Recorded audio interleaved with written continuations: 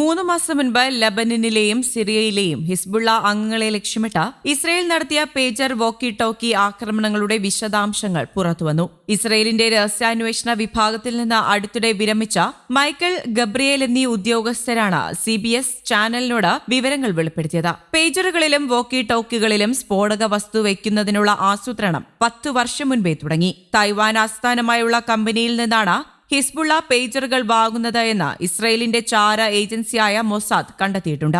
സ്ഫോടക വസ്തു വയ്ക്കാൻ മാത്രം വലിപ്പമുള്ള പേജറുകൾ ഉണ്ടാക്കുകയായിരുന്നു അടുത്തത്. 2022 ഇത് തുടങ്ങി. പല അളവിൽ സ്ഫോടക വസ്തു വെച്ച് പല തവണ പരീക്ഷിച്ചു. ഒരാളെ മാത്രം കൊല്ലുന്ന അളവിലുള്ള സ്ഫോടക വസ്തു പേജറുകളിൽ ഒളിപ്പിച്ചു. പിന്നെ പല റിംഗ് ടോണുകൾ പരീക്ഷിച്ചു. കേട്ടാലുടൻ അടിയന്തരമെന്ന് തോന്നുന്ന റിംഗ് ടോൺ തിരഞ്ഞെടുത്തു. പുതിയ പേജറുകൾ വാങ്ങാൻ ഹിസ്ബുള്ളയെ പ്രേരിപ്പിക്കാൻ യൂട്യൂബിലൂടെ 2 ആഴ്ചയോളം പരസ്യം ചെയ്തു. പൊടിയും വെള്ളവും പറ്റാത്ത ബാറ്ററി ആയുസ് കൂടുതലുമുള്ള പേജർ എന്ന് പറഞ്ഞായിരുന്നു പരസ്യം. അതേസമയം ഹമാസ് നേതാവ് ഇസ്മായിൽ ഹനിയയുടെ കൊലപാതകത്തിന് പിന്നിൽ ഇസ്രയേൽ തന്നെയെന്ന് സ്ഥിരീകരിക്കുകയാണ്. പ്രതിരോധ മന്ത്രി ഇസ്രയേൽ കാറ്റ്സ് ആണ് ഇക്കാര്യം വെളിപ്പെടുത്തിയത്. ജൂലൈയിൽ ഇറാനിലെ ടെഹ്റാനിൽ വെച്ചായിരുന്നു ഹനിയ കൊല്ലപ്പെട്ടത്. ഹനിയയുടെ കൊലപാതകത്തിന് പിന്നിൽ ഇസ്രയേലാണെന്ന് ശക്തമായ അഭ്യൂഹങ്ങൾ ഉണ്ടായിരുന്നെങ്കിലും ഇസ്രയേൽ ഭരണകൂടം ഇത് പരസ്യമായി സ്ഥിരീകരിച്ചിരുന്നില്ല. എന്നാൽ ഇപ്പോൾ യമനിലെ ഹൂതികൾക്ക് മുന്നറിയിപ്പ് നൽകവെയാണ് ഇസ്രയേൽ കാറ്റ്സ് ഇക്കാര്യം വെളിപ്പെടുത്തിയത്. ഹമാസ്, ഹിസ്ബുള്ള എന്നിവരെ തകർക്കുകയും ഇറാന്റെ പ്രതിരോധ സംവിധാനങ്ങൾക്ക് കേടുവരുത്തുകയും ചെയ്ത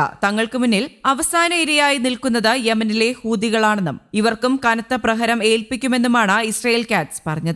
ഇസ്രയേൽ ഹൂതികളുടെ തന്ത്രപ്രധാനമായ അടിസ്ഥാന സൗകര്യങ്ങൾ തകർക്കും. ഞങ്ങൾ അവരുടെ നേതാക്കളെ ഇല്ലാതാക്കും. ടെഹ്റാനിലും ഗാസയിലും ലബനനിലും ഹനിയ, സിൻവാർ, നസ്രല എന്നിവരോട് ചെയ്തതുപോലെ അത് ഞങ്ങൾ ഹൊദൈദയിലും സനയിലും ആവർത്തിക്കും എന്നും ഇസ്രയേൽ കാറ്റ്സ് പറഞ്ഞു. യമനിലെ ഇറാന്റെ പിന്തുണയുള്ള ഹൂതികൾ ഇസ്രയേൽ ഹമാസ് സംഘർഷം ആരംഭിച്ചതു മുതൽ ചെങ്കടലിലെ വാണിജ്യ കപ്പലുകളെ ആക്രമിക്കുന്നുണ്ട്. ഇസ്രയേൽ ബന്ധമുള്ള കപ്പലുകളെ ആക്രമിച്ച ഇസ്രയേലിനെതിരെ നാവിക ഉപരോധം നടപ്പിലാക്കാനാണ് ഹൂതികൾ പലപ്പോഴും ശ്രമിച്ചിരുന്നത്. പലസ്തീന് ഐക്യദാർഢ്യം അർപ്പിച്ചാണ് ഹൂതികളുടെ ആക്രമണം. 2024 ജൂൺ 31 ഇറാൻ പ്രസിഡന്റ് മസൂദ് പെഷഷ്കിയാന്റെ സത്യപ്രതിജ്ഞാ ചടങ്ങിൽ പങ്കെടുക്കാൻ എത്തിയ ഹനിയ ഗസ്റ്റ് ഹൌസിലെ സ്ഫോടനത്തിലാണ് കൊല്ലപ്പെടുന്നത്. തുടർന്ന് ഹനിയയുടെ കൊലപാതകത്തെ സംബന്ധിച്ച് നിരവധി അഭ്യൂഹങ്ങൾ പുറത്തുവന്നിരുന്നു. ബോംബ് സ്ഫോടനത്തിലാണ് ഹനിയ കൊല്ലപ്പെട്ടത് എന്ന തരത്തിൽ വാർത്തകൾ പ്രചരിച്ചിരുന്നു.